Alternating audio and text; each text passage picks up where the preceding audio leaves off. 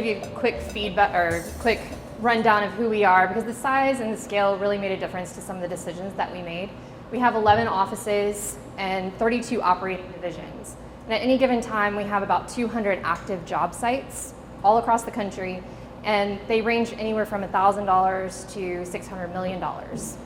We were just recently awarded the 2014 Contractor of the Year by ABC, which we're super proud of because it was also our 50th anniversary year. We perform the majority of our work in 14 different market sectors. I'm not going to go into this, but I want you to remember this because it comes into play a little bit later, okay? So as you can tell from the title of my talk, I'm going to talk to you about centralization, automation, but I'm also going to talk to you a little bit about change management, or how we implemented this change. So before the client feedback tool came into our lives, we already had a centralized feedback process. It was project manager driven, and basically the requirement was before you could close your job, you had to at least send one survey, which sounded really good at the time. And you couldn't close your or if you couldn't get your project bonus unless you closed out your job, so there was a little bit of incentive to do it as well. What wound up happening is it became the very last thing anyone did at the end of their job. It generally only went to the owner, and it was a 30-question survey, so it was a bit of a marathon to do. So we didn't really get back a whole lot of good information.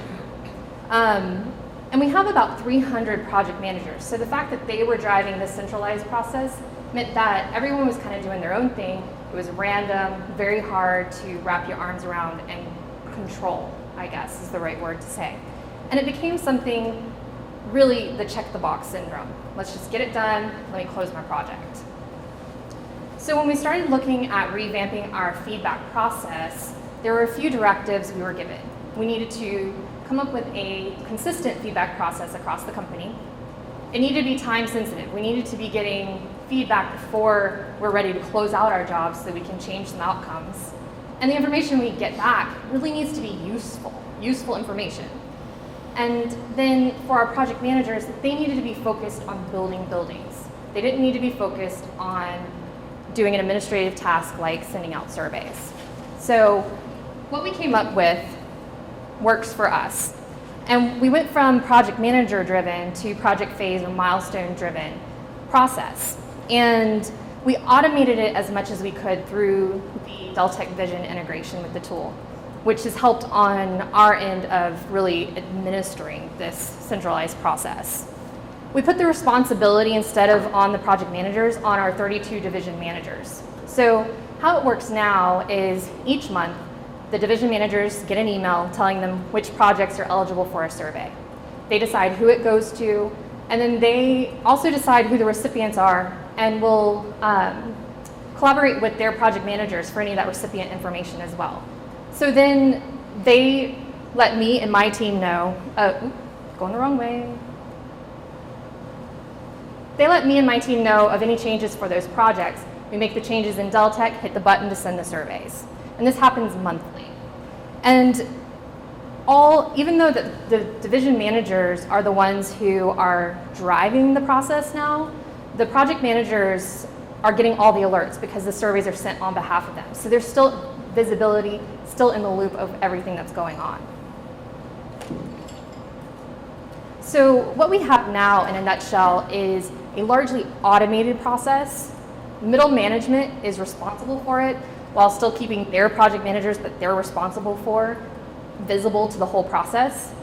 And what we're seeing is we're getting constructive information back. And it's useful information from a variety of recipients. No longer just that owner, we're getting it from architects, engineers, subcontractors sometimes, and even end users of the facilities.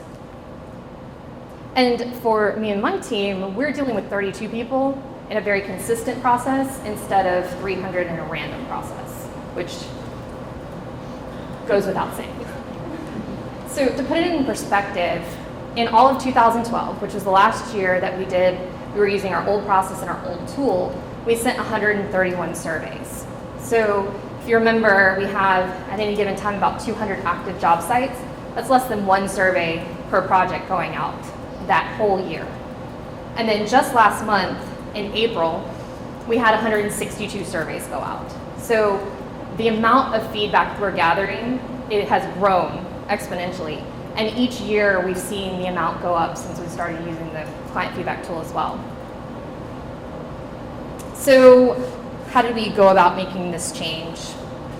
We were making a change not only in process, but also in mindset, because we had already had that client feedback process in place. So they had a preconceived notion of what this meant. And the client feedback tool has a whole different philosophy around it. So we knew we had to be mindful of how we went about it. And change is hard, like really, really hard. So, and especially when you're talking about something that can be taken as personally as feedback. So we have found that there are 5 major factors that can make or break a change. And the first one, and it's a huge one, is culture. And I think we've all heard culture eats strategy for breakfast, and it's true. We could probably all think back on some initiative that just didn't work, and culture was probably a big factor in that. So we ask ourselves, will our culture be a barrier to that change? And if so, why? For us, at Brasfield Gorrie, our culture is very entrepreneurial. So anytime we have to push something down from the top, we have to be careful in how we go about that so that it isn't received badly. The next is relationships.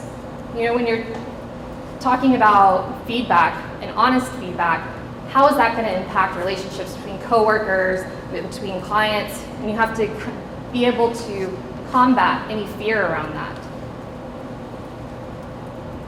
The next is organization. Will the change impact how the company or department is organized? For us, we were changing the responsibility of who was responsible for this process, not really reorganizing anything, but it's something to keep in mind. And then the workflow and the process, the whole process was changing with the responsibility. So how is that going to impact other processes along the way? And then finally, job security. Was the change going to impact someone's job security or make them feel like it is? And this is a really big one because people are going to be resistant to change if they think their job is on the line. And we're talking about feedback, so the big fear there is, what if I get a bad score? What if I get a bad score and I'm going to lose my job? You know, so we had to combat some of that fear. And what we're looking at here is a change impact worksheet that I use to go through any changes or new implementations that we're doing. And we work through those changes based on these 5 factors, and they each get a score of low, medium, or high. And when I'm doing this, my mantra really is a change is a change no matter how small, because some of the smallest changes are some of the hardest for people to deal with. And it's really easy for us to think, oh, that's no big deal. Well, it's a big deal to somebody. So keep that in mind. And from here, I'm able to prioritize based on an overall impact for each of those changes, and then figure out how to communicate or train on these changes based on this priority. And not everything makes the list, and that's okay for the initial implementation. For us, ooh, that looks crazy. I think you get the idea.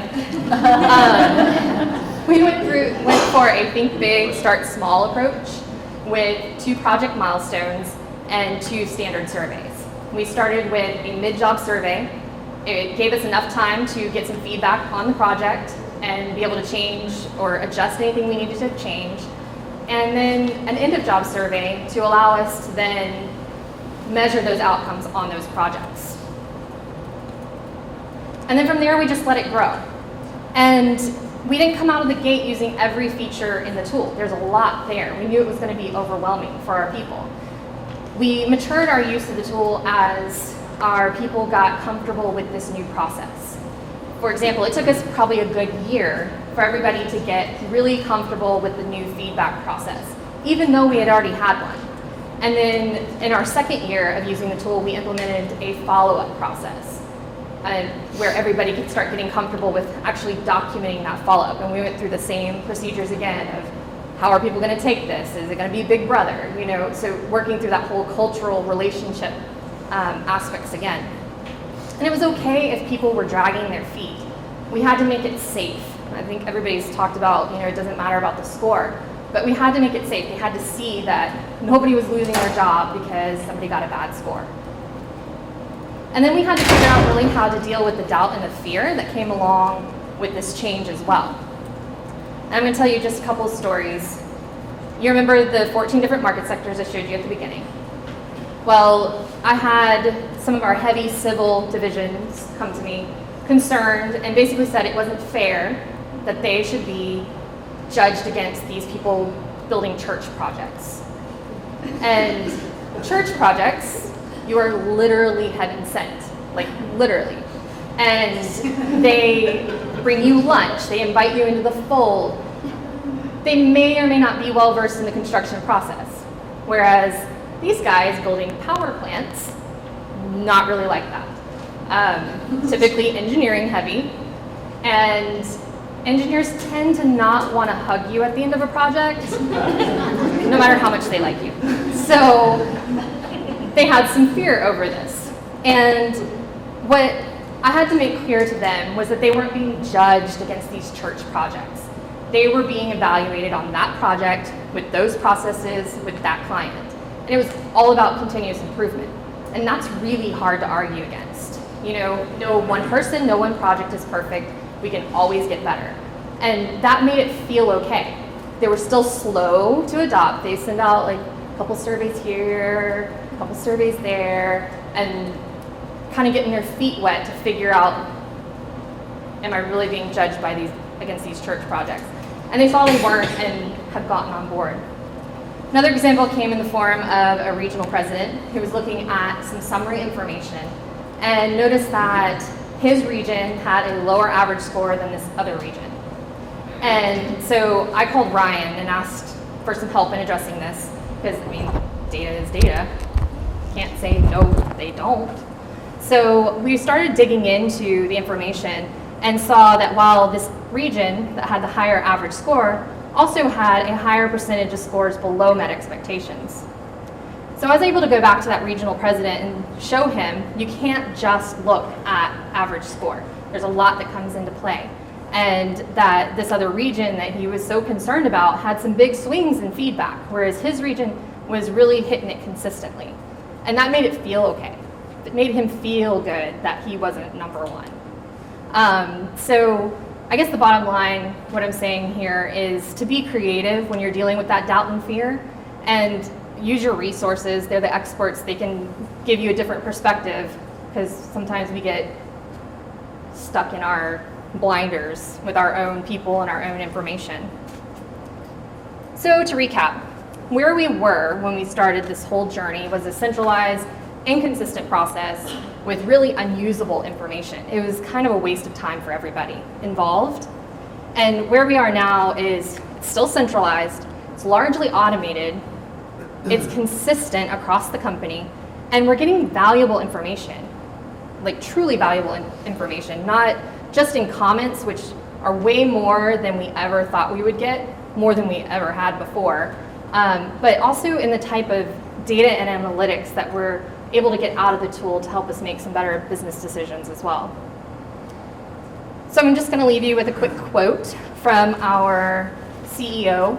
He recently wrote an article in our internal newsletter that pretty much sums up the importance of feedback for Brasfield Gorrie.